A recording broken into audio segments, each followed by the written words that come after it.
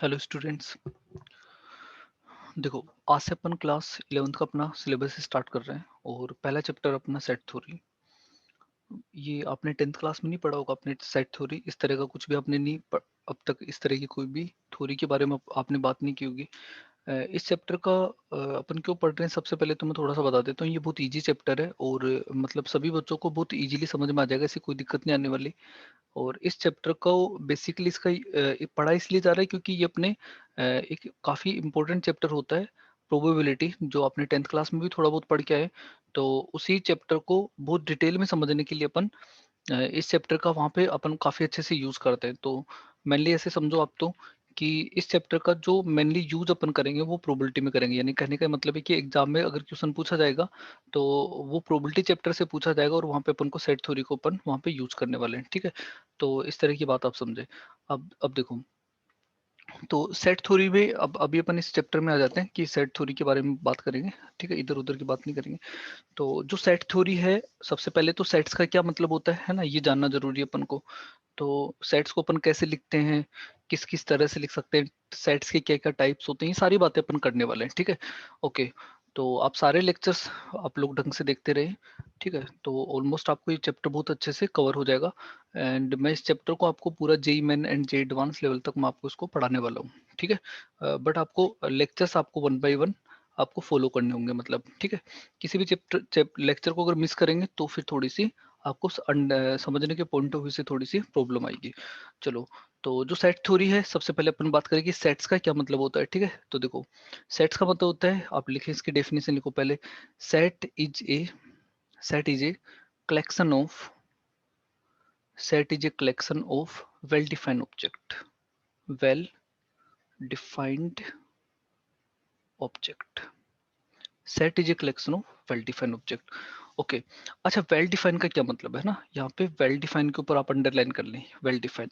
अच्छा, well define का क्या मतलब होगा, देखो, जैसे मान लो एक क्लास है मेरे सामने, है ना, मतलब 11th क्लास है और 11th क्लास में मान लो मेरे पास में 25 स्टूडेंट्स हैं। कितने स्टूडेंट है? 25। अब मैं बोलूँ कि जाओ हर स्टूडेंट को अपनी फेवरेट एक्ट्रेस जो है उसकी उसके सेट्स बनाने हैं। हर हर बच्चे को अपनी फेवरेट एक्ट्रेस के सेट बनाने हैं। तो आप मुझे बताओ कि अगर मैं सबकी कॉपी में चेक करूंगा, जिसने जो भी अपनी फेवरेट एक्ट्रेस के नाम लिखे होंगे, तो क्या वो सबका सेम हो सकता है? क्या नहीं हो सकता। जैसे मान लो किसी ने करीना कपूर लिख दिया, किसी ने अनुष्का शर्मा लिख दिया, ठीक है, किसी ने कैटरीना कैफ लिख दिया होगा। तो सब लोग अपना अलग अलग नाम लिखेंगे, तो वो उस इसलिए अपन उसको एक वेल डिफाइंड नहीं बोल सकते, क्योंकि जो मैंने बोला वो एक सेम रिजल्ट आना जरूरी है। सेम रिजल्ट जब तक नहीं आएगा तब तक वो वेल डिफाइंड नहीं होगा। अच्छा, एक और दूसरे एग्जांपल से समझो कि जैसे मान लो कि मैंने ये बोला कि एक क्लास है, चलो क्लास ही ले लेते हैं अपन, 25 बच्चों की क्लास है। और मैंने किसी स्टूडेंट को बोला कि आप खड़े हो जाओ और जो रिमेनिंग बच्चे हैं, आप उसमें से क्या करो, जो इंटेलिजेंट जो बच्चे हैं, उनका उनकी एक लिस्ट बना लो, लिस्ट तैयार कर लो इंटेलिजेंट बच्चों की। अब वो क्या करेगा कि इंटेलिजेंट बच्चे वो कैसा देखेगा, वो देखेगा कि मैं किस तरह का हूँ, सही ना।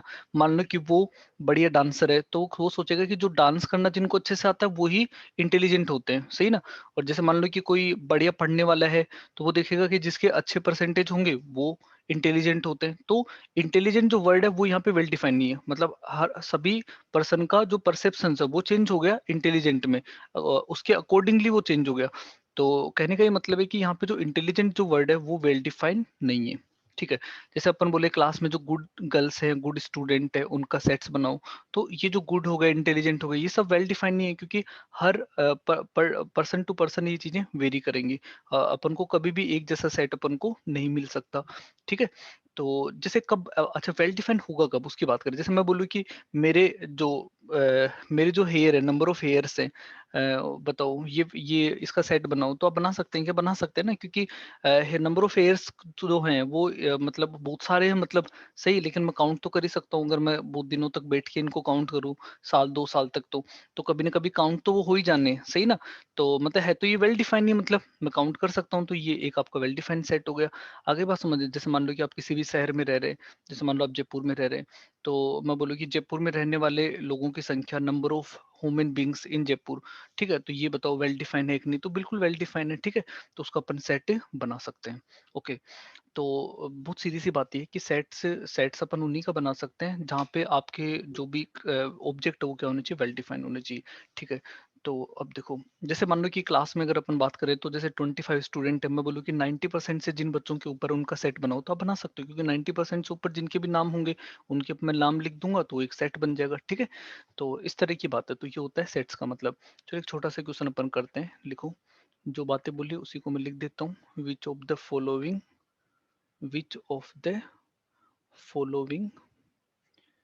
इज सेट, कौन सा सेट आपको ये बताना है। ठीक है, सबसे पहले set of first 10 natural number, set of first 10 natural number. दूसरा, intelligent student in a class, intelligent intelligent student in class. Third, favourite favourite favourite actress of students. Fourth, number of hairs of a person of a person.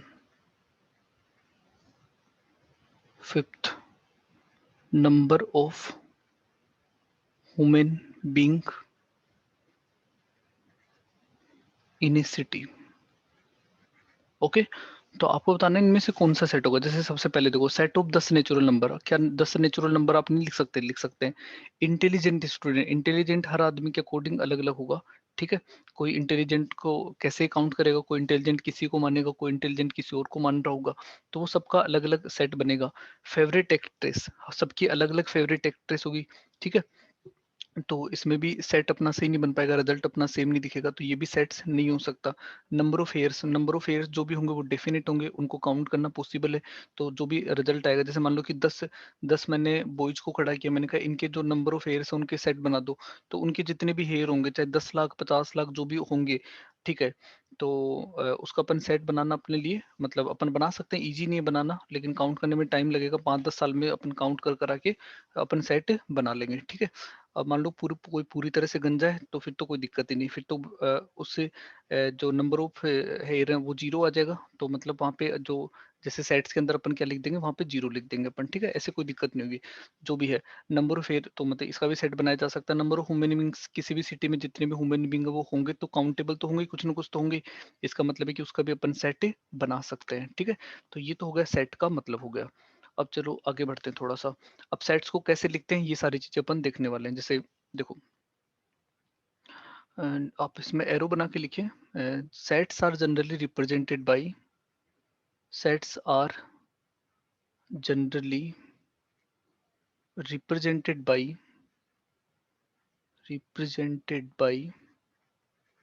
Capital letters. Sets are generally represented by capital letters of alphabet. Okay, तो यहाँ पे generally जो है इसके ऊपर एक बार आप underline कर दो। ठीक है, तो sets are generally represented by capital letters of the alphabet. तो जनरली लिखा है, मतलब ऐसा हार्ड एंड फास्ट कोई रूल नहीं कि अपन हमेशा कि उसको कैपिटल लेटर से ही अपन रिप्रेजेंट करें। आप उसको स्मॉल से भी कर सकते हैं, लेकिन जनरली अपन को किससे करना चाहिए, उसको कैपिटल लेटर से रिप्रेजेंट करना चाहिए। ठीक है, and element of sets and are element of sets are generally represented by elements of sets are generally represented by small letters of alphabet, small letters of alphabet। ठीक है, तो यहाँ पे भी जनरली वर्ड अपन ने यूज किया है कि सेट्स के अंदर जो भी रखे जाएंगे उनको अपन एलिमेंट बोलेंगे, और वो जो एलिमेंट है वो कैसे होंगे, वो जनरली स्मॉल लेटर से रिप्रेजेंट होंगे। सेट्स के अंदर जो एलिमेंट होंगे उनको अपन जनरली स्मॉल लेटर से लिखेंगे, और सेट्स को खुद सेट को अपन हमेशा जनरली कैपिटल लेटर से अपन रिप्रेजेंट करेंगे, ठीक है। ओके, तो ये थोड़ा सा ध्यान रखें, ये जनरली लिखा है। अगर आप मान लो सेट्स के अंदर कोई एलिमेंट है, अगर आप उसको स्मॉल की जगह कैपिटल से लिखो तो भी कोई ऐसा कोई दिक्कत वाली बात नहीं है, वो भी सही माना जाएगा। But for the well representation, sets को अपन कैपिटल लेटर से लिखते हैं और उसके अंदर जो एलिमेंट है उसको अपन स्मॉल लेटर से लिखते हैं। ये थोड़ी सी ध्यान रखने की बात है। ओके, नेक्स्ट एक चीज और ध्यान रखनी है, no element in sets are repeated. No elements in a set are repeated. No elements in a set are repeated, मतलब सेट्स के अंदर आप कभी भी एलिमेंट को रिपीट नहीं करेंगे, ठीक है। And order of elements does not matter. Order of elements, ये सारी बातें समझ में आ जाएंगी जब अपन एक एग्जांपल करेंगे। तो order of elements does not matter, does not matter मतलब ऑर्डर कैसा भी हो सकता है, कोई भी पहले आ सकता है, एलिमेंट जो है कोई पहले आ सकता है, कोई भी बाद में आ सकता है। इस बात का कोई फर्क नहीं पड़ेगा कि कौन पहले आ रहा है कौन बाद में आ रहा है, ठीक है। इससे कोई लेना देना अपना नहीं है। And all elements all elements must be separated by commas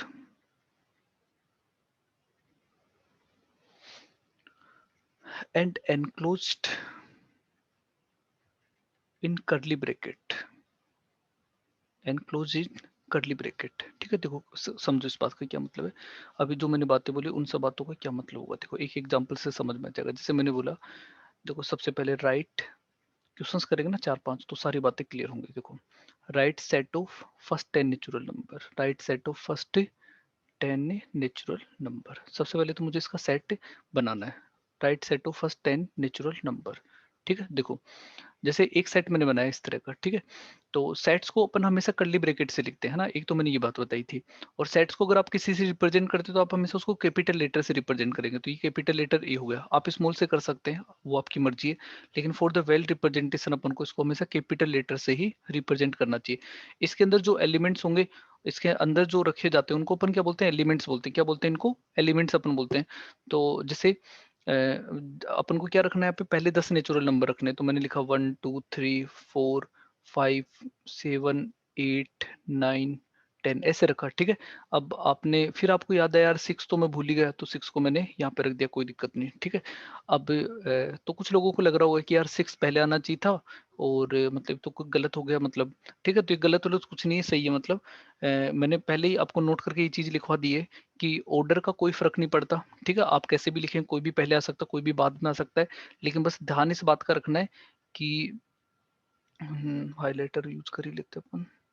देखो इसमें इस बात का ध्यान बिल्कुल रखना है कि ऑर्डर जो है, ऑर्डर ऑफ एलिमेंट्स जो है वो डज नॉट मैटर, ठीक है। ऑर्डर का कोई फर्क नहीं पड़ेगा। और no elements in a set are repeated, मतलब कोई भी एलिमेंट्स यहाँ पे रिपीट नहीं होना चाहिए। ये वाली बात यहाँ पे इंपॉर्टेंट है। Okay, all elements must be separated by the comma, मतलब हर एलिमेंट के बीच में कोमा लगाना जरूरी है। अगर आप कोमा नहीं लगाएंगे तो पता ही नहीं चलेगा कि कौन सा पहला है एलिमेंट है और कौन सा दूसरा एलिमेंट है। इस बात का फर्क भी तो पता चलना चाहिए।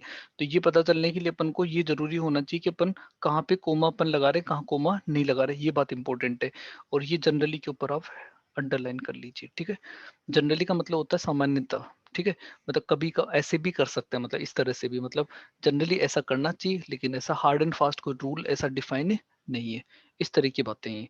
चलो अब देखो, ओके ओके चलो नेक्स्ट एक क्वेश्चन और करते हैं। इसमें काफी सारी चीजें आपको ऑलमोस्ट क्लियर हुई होंगी, ठीक है। एक क्वेश्चन और करेंगे, थोड़ा सा और क्लियर होगा, ठीक है। लिखो right set, right set of words.